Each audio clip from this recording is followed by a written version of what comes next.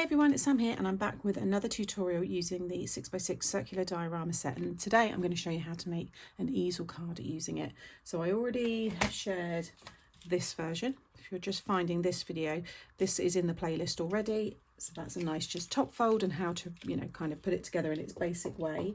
Then I have done this one, which is your gatefold, which is really sweet. Love the way that that opens up. I've also got this one, but this is just the main mechanism which you've seen in those other videos. And then if you head to the 7x7 shadow box card tutorial, which is over on my other channel, you can then take the box and pop it inside. So that's another nice way to do it. I've also created fun folds.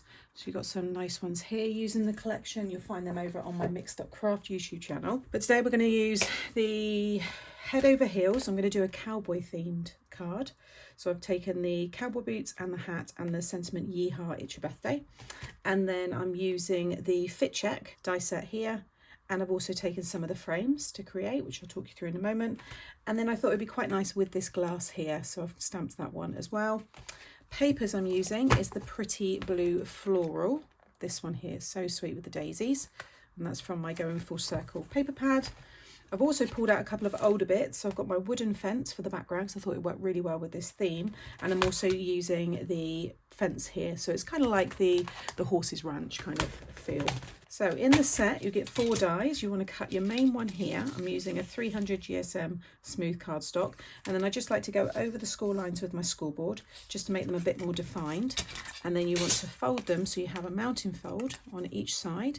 And then you'll have a valley, mountain, valley, mountain, valley, mountain. So you're doing a concertina fold.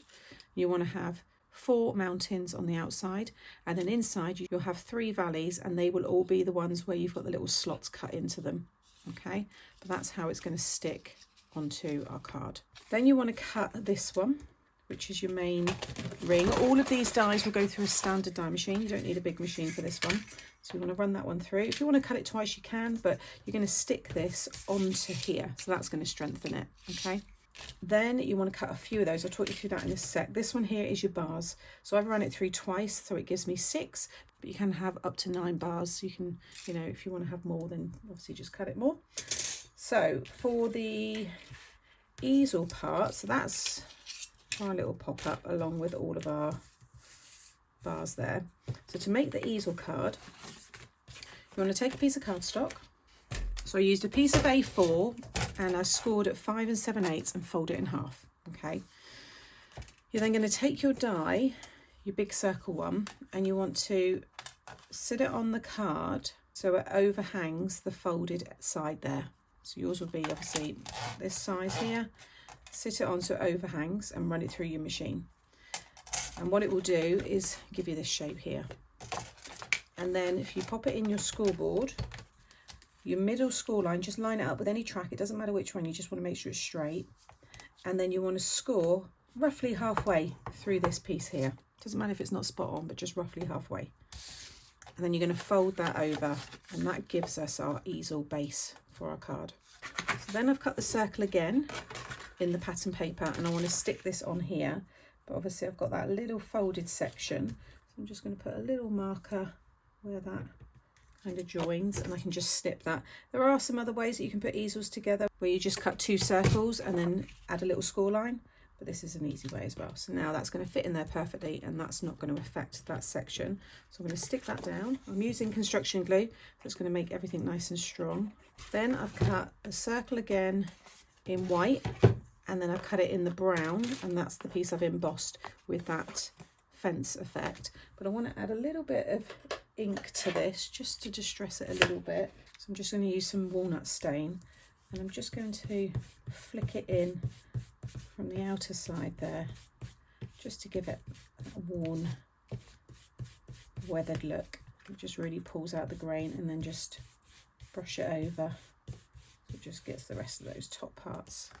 And that's enough. So you want this to be a nice strong piece, which we're now going to stick onto here, but you only want to attach it to the bottom half. So I'm just going to run my glue over that section. If you lay the card down flat, line up your fold with a straight line, and then sit this down because mine has got a direction to it. I want to make sure the fence is nice and straight. And just line it up with the circle underneath. Give that a minute to dry. So with this one here, I'm going to stick this piece on. So I'm just going to run my glue over this frame. And then you're just going to lay that down over the top. The middle circles will all line up. And then you can either add your bars now or add them when it's all stuck down. It's up to you. I tend to stick this down and then add the bars, but I'm going to do a little bit of more decoration on the front of this before I stick it down. So the frame here, I've taken the plain circle. It's just the one in the set, so you'll know which one, the plain one there. And then I've used it with this biggest die here. And then I've used the zigzag stitch die. So you've got dies that cut the shape, and then in between you see the stitch detail. That will give you, see that stitch detail there? And it looks really nice on mirrored or like shiny cardstock. And I've popped this one on some foam. Now you can turn these into shakers if you want. You can use them with my 3D display, all those different frames. There's so much stuff from my collection that you can use this with. But I thought adding a little bit of foam, just to give it a little bit of dimension, will look quite nice.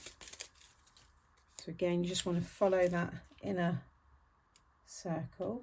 Now I've got the little fence and I want to stick that behind here, and then I thought it would be nice, I've made a little lasso, some rope there, and I thought that would look good hanging over the fence. So I'm just going to take a little glue on, use the quick grab, just on the ends here and on the bottom there. That'd be enough to stick everything down. Again, I'm going to use the grid, keep everything nice and straight. Okay, so now I can stick this onto here. So again, make sure your fold is lined up with something on your, is nice and straight, because you want to get your circle obviously bang on. So you're going to fold both your sides in. I'm going to use the construction glue just because I've got that embossed background. This will really ensure it sticks. Just takes a little bit longer to grab. Oh, make sure my fence is secure. Okay, just squash down the sides like so, and then stick it down. You want to focus again, lining it up with the larger circle underneath. Give that some time to dry. Okay, so that is pretty much dry, but what I'm going to do is just work out where I want my stopper to go. So I've got the fit check and I popped it up on some foam, and I want this to hit now. Actually, I didn't think about that very well. Usually what would happen is most easel pieces aren't as dimensional as mine, but whatever this front piece is, it needs something to sit against. But this is going to get lost underneath, you see, because it needs to go that far back. You're not going to see it. So I think what I'm going to do is I'm going to add a little gold bar so it doesn't look out of place. I'm going to take a little bit of tape here and just some foam and just stick that behind, like so. I'm just going to cut around it because you're not really going to see it, but at least it looks nice when they go to open the cards. There, just a little gold bar, kind of fits the theme actually. And then I'm going to take the backing off and then bring this up. So I want my fit check to be able to sit nicely there. And you want to make sure that this is nice and straight. So I can see it's this flower here. So again, I'm just going to bring this down, line up this fold with the fold there, just so I can keep, with the score line there, just so I can keep everything nice and parallel. There we go. So now that's got a little stopper. You see, you hear there, it's just hitting against that, and it just keeps that upright. So now I can stick this one.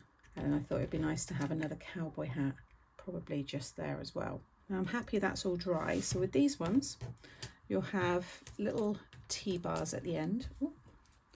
Okay, probably just about make it out there. Just on one end, you just want to fold the sides in, and then you're going to thread it through one of your slots. Doesn't matter, entirely up to you which one, but whatever one you go through on this side, you want to make sure you come back out the same one on the other side. And then when you come out the other side, just open it up, and that will lock it in, and it will really start to stabilize and bring some shape into this piece. There we go. So there's my first platform for me to stick anything to. Probably not going to need all of them. I want to have the boots, one behind and then one kind of in front like that. If I have the cowboy hat this side here, I'll have it in there towards the top. And then I wanted to have the glass near the front. with the ice kind of floating as if it's being, you know, thrown into the glass. And then I've got the sentiment "Yeehaw, it's your birthday," which I thought would look nice there. And then the rope, I'm just going to hang and just pop a little bit of glue just to hold it in place, have that hanging over the front. So I'm going to get this all put together and then I'll show you at the end. Okay, so there is the finished card. I think this might be my favourite one I've made out of all three of them actually. It's just really, it's a different theme and I just love all the little details. The little rope there, I think it looks wonderful. You've got all your space there on the back to write your message. It all folds nice and flat, so that's how it will go in the envelope. I'd pop this in a box envelope because there is quite a bit of dimension to this. I've got lots of, well, I've got all the sizes for your box envelopes over on my other channel. I'll link to that in the description box below. Yeah, lots of fun. So I hope you've enjoyed this style. So we've now got the easel, we've got the standard kind of way to use it. We've got the gatefold, and then, like I said, you've got this style as well. And all of that information you can find below. And I'm sure I'll be adding some more into there as well. So I hope you've enjoyed this card style from me today. All the products that I've used will be linked in the description box below the video. I'll also have the link to the live when I launch this because there'll be some more inspiration there. So you might want to have a look at that. Drop me a comment. I do enjoy reading them, and give me a thumbs up as well if you've enjoyed the video. Take care and I'll see you in the next one.